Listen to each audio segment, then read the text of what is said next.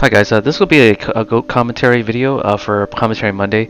So I wanted to do this in particular because I'm going to be expanding my reach out to different formats for this channel. So if I can find any place or even among my own friends that's going to be doing different locals or different retro formats, I'm definitely going to be recording them and then also doing commentary on that as well. So just stay tuned for those. I'll be doing this, expanding my channel's direction for retro formats.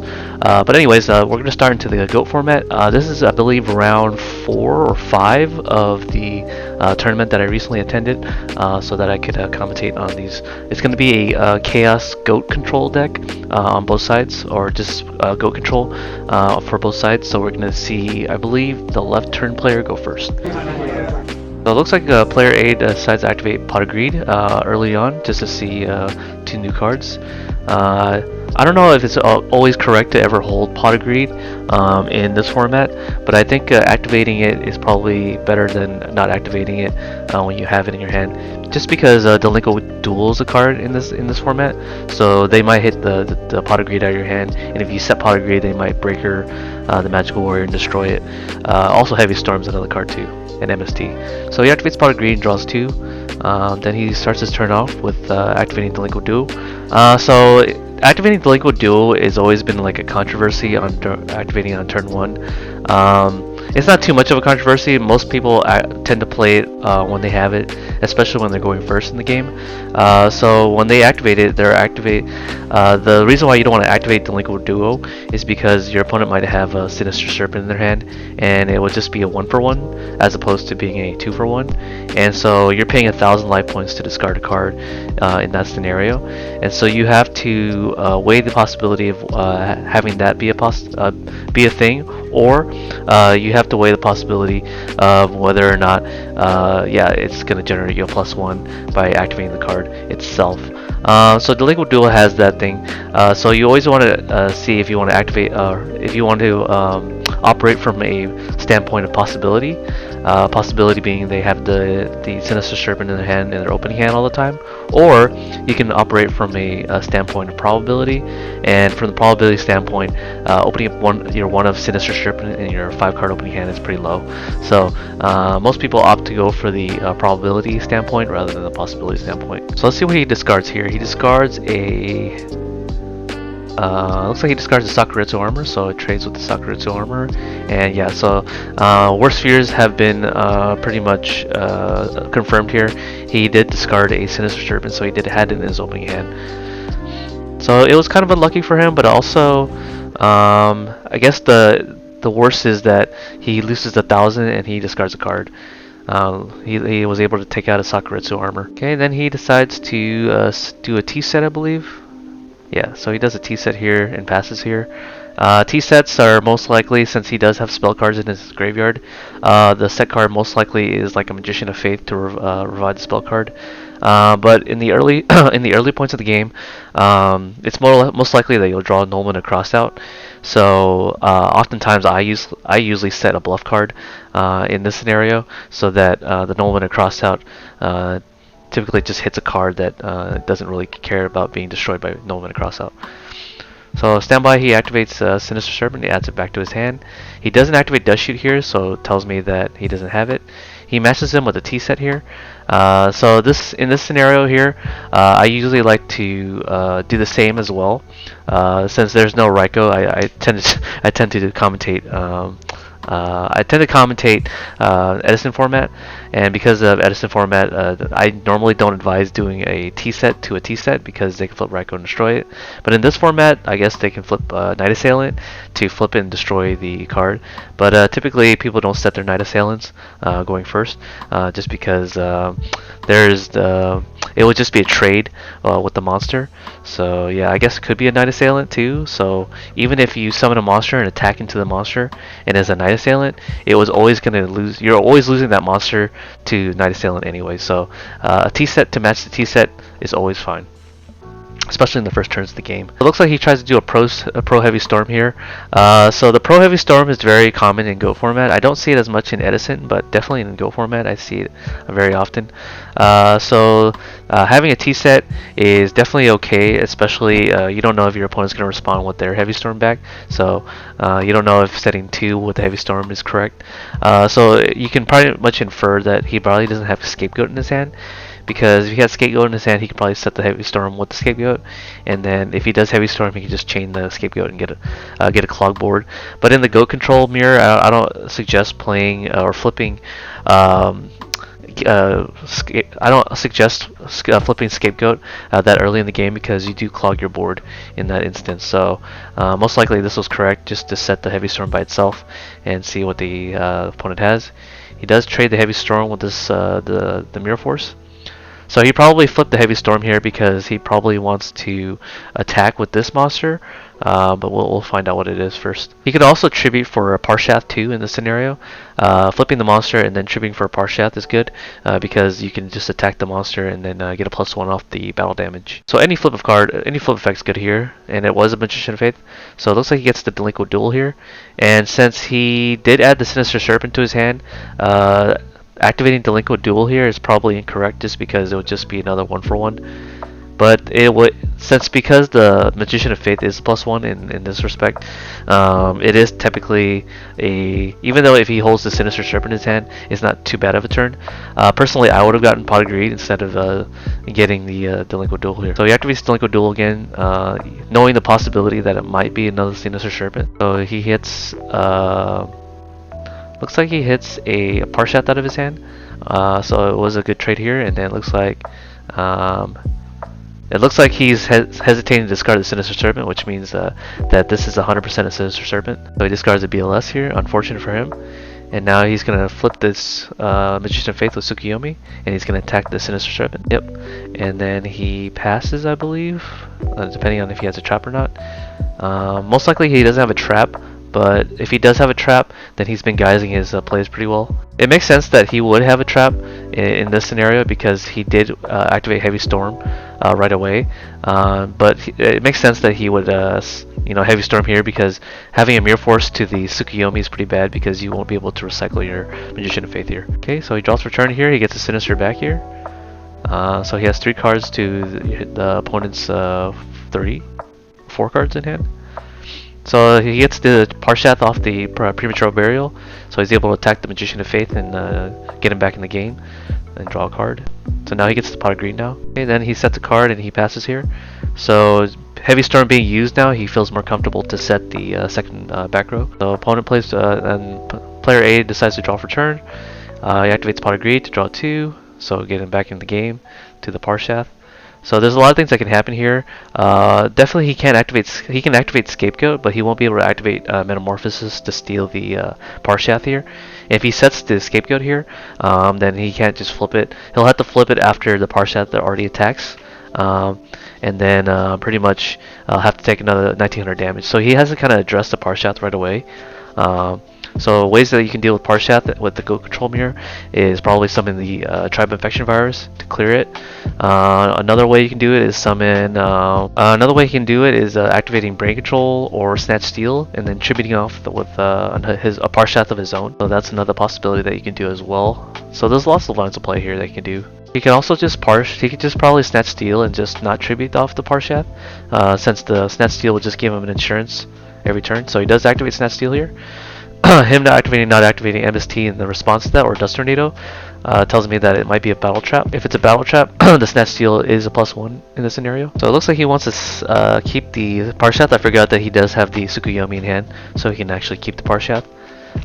Personally, I would have attacked with the Parshath first, just because the Parshath is able to give him a +1, and then pretty much summon the Tsukuyomi and set it. That's what I would have done, just because it has the potential of getting me a +1. So it looks like he decides not to attack because he's just setting 2 to his back row. So yeah, looks like he doesn't decide to attack here. Okay, player B draws return. He activates Graceful Charity, hoping to draw out of the taking the Parshath.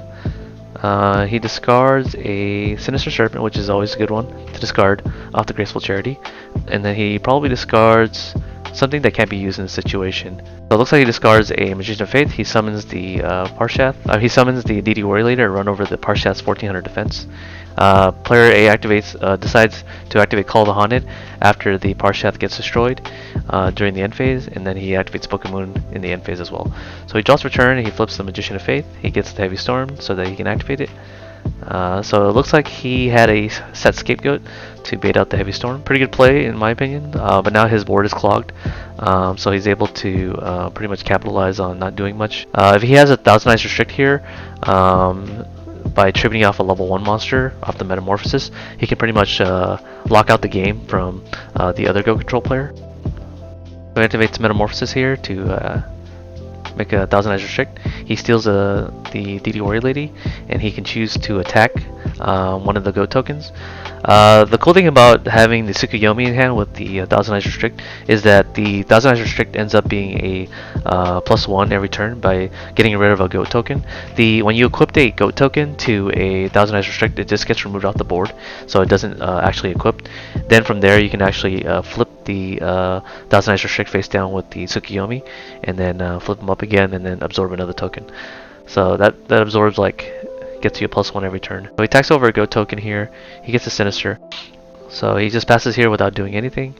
So he's going to rely on his opponent to break the lock himself. Pretty much he doesn't have his own Parshath because he would have attributed the Parshath that he stole from the Snatch Steal with his own Parshath. But I guess it's fine to keep the Parshath, but it's better to have a Parshath in attack position.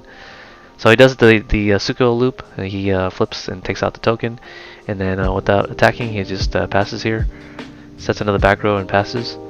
Yep, so here he's able to break the Sinister lock. So he can actually absorb the Sinister here, so the Sinister won't actually get any value. If he summons the Tsukuyomi here to set, he's probably going to fall victim to a Torrential Tribute here, but he has to play the game somehow. Looks like he decides to go for Breaker, the Magical Warrior, and decides to destroy the set card, being a Dust Tornado. Looks like he does play Brain Control. Most Goat Control players don't play Brain Control. So since he can't attack with the Breaker, he just passes here. So now he's going to have to commit more into the Torrential Tribute here. So he has to summon Tsukuyomi to set the Thousand Eyes Restrict. And if he wants to do damage, he'll have to attack with the Tsukuyomi and attack directly. Yep, so we know that Mirror Force has already been used because he Heavy Stormed it earlier. So he can pass on the Tsukuyomi here. So player B is in a pretty bad spot here. He's pretty much behind. So he's going to have to figure out a way to deal with the Tsukuyomi and the Breaker, doing 2700 damage per turn. Looks like they're both at 44. One's at 44 and one's at 37. That's the Tsukuyomi here, and then he could choose to attack the monster here, or he could flip the Thousand Eyes Restrict to absorb it and pass turn. It could be a Sinister Serpent set, so it's safe to probably attack it. And it is Sinister Serpent, and then he takes 1600 life points here, going down to 21. Flips the Thousand Eyes Restrict, so he does a rinse and repeat. Gets the Sinister Serpent back to his hand, and then he discards it. So he discards for the end of the turn. He forgets to discard, but yeah. So now he has this a 6-card hand. Contributes for Mobius here to pretty much clear out the back row, and he pretty much assumes that it's probably going to be a Sinister set, so he's probably going for his life points by attacking with the Breaker and then attacking directly with the Mobius. He can also draw into a Graceful, or not a Graceful Charity, but a Nobleman or Crossout, and then from there he can just clear the last set monster regardless of what it is. Yeah, looks like there's a Nobleman Crossout. He banishes it and he attacks for game. Okay, that was the end of game 1. Not sure what people side deck in Goat going second or first. I'm not sure if that's going to be a thing. But I imagine if you're playing the Goat Mirror, probably cards like King Tiger Wangu could actually stop Scapegoat from resolving. And also it stops Thousand Eyes Restrict from coming out. That's usually a defining card. But not sure what else that people side deck in the Goat Mirror. Okay, game 2 is now starting. Player B is now going to elect to go first, so he can set his dust sheet if he has it.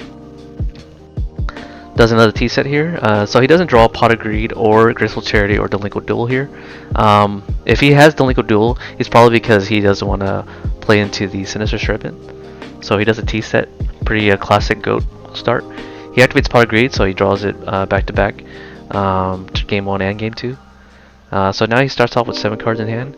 He could choose to normal summon a monster, so he does a T set in response to the T set, and he passes. He activates Nobleman Crossout to banish all the Koichi from his deck. So it looks like he's on the Dekoichi Goat Control version. And it looks like player B doesn't play Dekoichi because he would have banished some out of his deck, unless he drew it. Activates Ring Destruction to the DD Warrior Lady, so both players will be at 6,500 life points. He does another T-set. So not sure why he decides to set another back row, maybe because he was able to deal with the Dekoichi, but he didn't get actually a +1 anywhere. So setting another back row is pretty dangerous here, unless he has a Scapegoat set. I mean, he did draw with the Pot of Greed here, so he could have definitely had the Heavy Storm. So he tags into the Morphing Jar, so it looks like he was baiting out the Morphing Jar play here. So this makes it so that they recover here. So definitely props to him. Yeah, so I guess it makes sense that he would have the Morphing Jar set because setting 2 back rows into a Heavy Storm makes it so that if he does Heavy Storm, he attacks the monster. He's able to at least recover from Heavy Storm play. And then since he didn't set any back rows after summoning the Sangan, he's able to generate a lot of pluses over his opponent. Yeah, pretty good play on him. Also makes sense that he set the Morphing Jar because he had the DD Warrior Lady set, and so that DD Warrior Lady wasn't Nullman Crossout, so it's likely that he won't draw into Nullman Crossout. So it made sense that he will set the Morphing Jar here to bait out the attack. So he loses a Snatch Steal here by the looks of it. He draws 5 new cards. He wants to look at his graveyard. He loses a Metamorphosis, a Snatch Steal, Scapegoat, Premature, and DD Warrior Lady. So all okay cards, but those cards are situational. So here he could have drawn into a Heavy Storm and still deal with his back row, but I don't think he minds being Heavy Stormed at this point. It might even be a Scapegoat as well, so it doesn't even matter too much. So it looks like both players lost their Snatch Steal here. Looks like he just does a set and he summons the Kaiku here. Kaiku might be good into the mirror match in the event that they do have a Chaos Sorcerer. So he banishes a DD Warrior Lady, so he doesn't have a light monster, so he can't bring out the Chaos Sorcerer or BLS. So it looks like he searches out a 1500 monster. I didn't see what. Most likely he searched the Sinister Serpent from the Sangan, but I didn't actually see. Makes sense that he would search for the Sinister, just in case he draws into a Delinquent Duel from the Morphing Jar. Okay, he sets a monster and passes here, and then he has to deal with the set monster now. And now he summons Tsukiyomi to set the Kaiku, and he flips it. So it looks like he's going to go for damage here. Probably attacks the Kaiku first, gets Magician of Faith to get the Pot of Greed.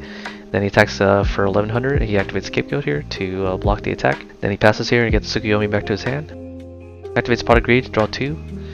And then probably Metamorphosis is going to be good here. Goat Control does play 3 Metamorphosis, so it's likely they'll have it. Summons Tribe Infection Virus here to call priority to discard a Blade Knight. It does look like he searched for Sinister because Sinister would be a really good discard here for his Tribe Infection Virus. So he decides to destroy the Kaiku and then he attacks into a Sakuretsu armor. Okay, so I'm not sure what he adds to his hand off the Sangan still, so we'll have to find out. Looks like he does a T set to match the last set.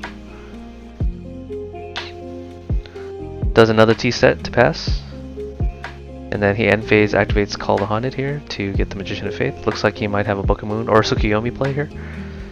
So he's probably going to summon the Tsukiyomi to set the Magician of Faith. Baits out the Ring of Destruction here to destroy the Magician of Faith. So both players will take 300 life points here. Here he can attack with the Tsukiyomi here and take out the last monster. He activates Mirror Force in response. And then he passes here. Okay, so no more Mirror Force, and then he activates Magical Merchant's ability. Don't know what he adds to his hand, but he adds a Spawn Shot for sure. Summons the Tsukiyomi, he activates Torrential Tribute, and then he activates Premature Barrier to revive his Kaiku. And then now he's going to control the graveyard further by banishing both his light monsters from the graveyard, so he can't bring out BLS. Okay, so draws return. No back row, so he doesn't have a trap card to protect his Kaiku. Heavy Storm, I think it was hasn't been used yet, so it probably doesn't want to set it. Summons Tsukiyomi to run over the Kaiku. Does a T set, so no Nobleman Across has been used yet, so most likely he hasn't drawn it yet. If he does have Nobleman Crossed out, it's probably safe to normal summon first, and then activate Nobleman Crossed out. Activates Mind Control here to flip the Spirit Reaper. He unfortunately can't attack with it because Mind Control prevents you from attacking. Can't Tribute Summon for Mobius, because I did see the Mobius in game 1. He decides to flip it face down, but this play doesn't actually make him keep the Spirit Reaper, so he'll have to give it back at the end of turn. Yep, gives it back to him so he can clogs the board here. Yeah, so since he does have a clear board, he can flip the Spirit Reaper and attack. Forces out a Book of Moon, so he sets his Spirit Reaper, and then he sets another back row, passes. He sets another card and passes here and draws. Not sure what he can do here. He metamorphoses the token so that he gets his Thousand Eyes Restrict to steal the monster. He activates Book of Moon in response to keep his monster alive. Not sure what he set, so he probably wants to. It's probably a flip effect monster that he wants to keep. He sets another monster and he passes here, so it wasn't a monster that he cared about protecting. And now he can flip the Thousand Eyes Restrict and absorb the same monster that he was so afraid of losing. Not sure what it is still, so we'll find out what it is. Okay, he draws return. So unfortunately that set monster can't be flipped because of Thousand Eyes Restrict. So he'll have to figure out a way to out the Thousand Eyes Restrict without using Tribe Infection Virus, because he already used it. So he does another set to protect his monster. If he's going up for the wall up strategy, this is pretty ineffective because he did activate Pot of Greed twice, so he does have less cards in his deck than his opponent does. So it's pretty much up to the guy on the left to break the lock, as opposed to the guy on the right. So player B activates Metamorphosis again to tribute off this Thousand Eyes Restrict, so he can absorb monsters, but this doesn't actually accomplish much. So not sure what he's trying to go for at this point. So he passes, he draws return, and then he's most likely not going to do anything. Dark Hole is not legal in this format, so this is a pretty bad spot for the guy on the left because he'll deck out before his opponent. So he activates Heavy Storm here to destroy the monsters that he absorbed. It was a Tsukuyomi and a Magician of Faith. So it looks like he set the Tsukuyomi because the Tsukuyomi should have been kept in hand so that he can at least break the lock. But now he has to draw his second Tsukuyomi if he does play it. Vortex is another out to this too as well. If I was the guy on the left, if I don't have any more outs in my deck, I would probably concede so that I'll have time to beat him in the game 3. Yeah, because time is going to be an issue. So he sets back row and passes here. He draws return. Looks like his deck is running pretty thin here. So he's going to look like he's going to do another T set. Passes here. Does nothing. BLS can be used, but the monster can just the second Thousand Eyes Restrict can just absorb the BLS. So it looks like they draw a pass. It's going to be a draw pass game until he figures out to concede. Activates Graceful Charity here to dig deeper into his deck to make the game shorter. If he has Premature Burial in his deck, I guess he can revive the Tribe Infection Virus and discard a card and destroy all the Thousand Eyes Restrict. Looks like he banishes with Nomen Cross out, activates Heavy Storm, so it looks like he might have a play. And then he activates Mind Control to steal the second Thousand Eyes Restrict and absorb it. But he's going to have to give it back, so it's going to be the same situation. So it looks like he special summons the BLS here, and then or Chaos Sorcerer to banish the Thousand Eyes Restrict. So he's able to break the lock here, so now it's back on the other turn player to come back here. But still on the clock, he probably has like 6 cards left in his deck. Okay, activates Brain Control to steal the Chaos Sorcerer and to tribute summon for Parshath. And then decides to attack the face down monster. It's a Spirit Reaper, so he takes 1700 life points, and he's going to draw a card. Smashing Ground's a Spirit Reaper, so it's harder for him to come back.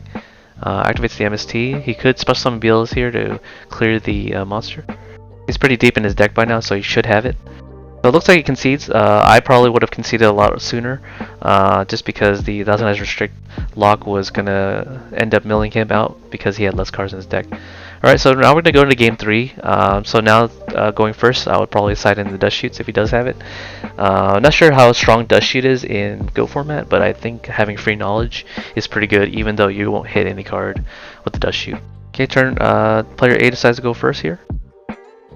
He does a set without setting any monsters here, which tells me he doesn't have any normal summonable monsters or settable monsters. Activates Graceful Charity to draw 2, and so this is the first time he drew Graceful Charity in his opening hand.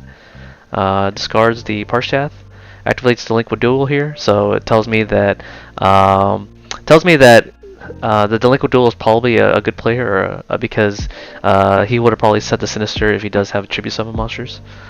So he activates Delinquent Duel here, discards a Snap Steel, and then he discards a Jinzo. Does a T-set in response without summoning a monster to attack, which tells me he probably doesn't have Spear Reaper. He probably has a Magician of Faith set so that he's able to flip it and get his Delinquent Duel. It is a Magician of Faith. He flips the Magician of Faith to add a spell card to his hand. I would add the Snap Steel, yep. And then from here, I can probably... summoning Tsukuyomi is probably not correct here. He can't tribute summon this monster, so he can summon a Spear Reaper and pass. Looks like he summons the Sinister, so he drew it a little bit too late after the Delinquent Duo. Summons the Sinister Serpent, passes, and gives the Magician of Faith back.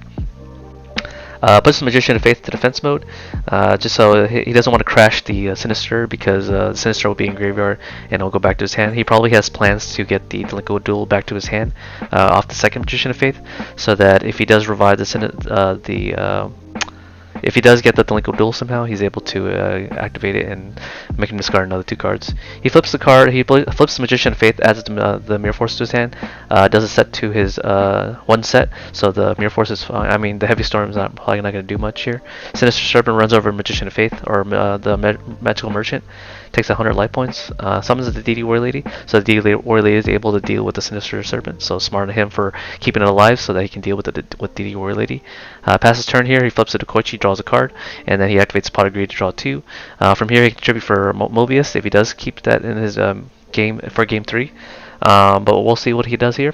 He attacks with the Tokochi, which kind of doesn't make sense for me because he didn't have much plays on his opening turn, so it tells me that he might have had a tribute fodder. So he probably just had a bunch of spell cards that he couldn't use. Sets another back row to his 2 sets, so then he summons a Magical Warrior here. Doesn't cause priority to get a counter token, and then he destroys a Royal Decree. Runs over the Koichi and runs, so he takes 200 life points. So him citing Decree tells me that he probably doesn't have trap cards to deal with further monsters. So he takes 200 life points here. Checks his graveyard to see if he has a light monster. Doesn't look like he has a light monster. So if he wants to deal with his monster, he's gonna have to summon a monster that's bigger than his. Does it look like he keeps Call the Haunted for the Decree? So he Dust Tornadoes it during the end phase. So that kind of tells the player B that he keeps his trap in the event that he wants to play more aggressively. Activates Scapegoats, gets 3 tokens because the Breaker of the Magical Warrior destroys one of them. He can activate Metamorphosis here to steal the Breaker. He gets the Jinzo here so that he's able to lock out his trap cards further. He can summon Spirit Reaper to start attacking in his hand. Takes out the 800 life points and takes out 300 life points. Doesn't look like he might have a Sinister Serpent in his hand, so he takes out the Smashing Ground here, and it looks like he passes here with Jinzo in his set. The set card is most likely going to be Book of Moon, as is probably the only card that I can think of that can be responding to the BLS. Summons a BLS here. He can attack the Jinzo. Yep, it is a Book of Moon, so he sets the BLS. Not sure if I would have activated Book of Moon on the BLS here because the BLS is essentially a 2500 defense, so he'll have to find a way to clear the BLS defense on the following turn. If he doesn't have it, then it's going to be pretty much GG's for the player on the left. Activate Smashing Grounds to deal with the Jinzo here, and the Premature Barrow should be destroyed. He sets another card to his back row, draws a turn here, and see what he draws. He has a Nullment of a Crossout, so he's able to deal with the BLS here without attacking it to his 3 back row. Okay, he sets the Spirit Reaper defense here and pretty much passes, I believe. Not much to do with the set card unless he has a monster that he can summon to attack the monster. Okay, he sets another back row to his turn. Looks like he's running out of back rows, and it looks like it's the player on the right is controlling the board with his trap cards. Activates Call the Haunted here. Unfortunately cannot get the BLS, so he attacks with Parshath to his 1900 and he takes the game. Okay, so yeah, that was the gameplay video for the GOAT format. I realized that this commentary video can run really long because the GOAT mirror matches can be really long. So I'll try to my best to shorten the videos so that it becomes both educational but also very entertaining. So yeah, I hope you guys enjoyed the GOAT commentary video regardless of the length of it, and I'll see you guys on the next one. Peace.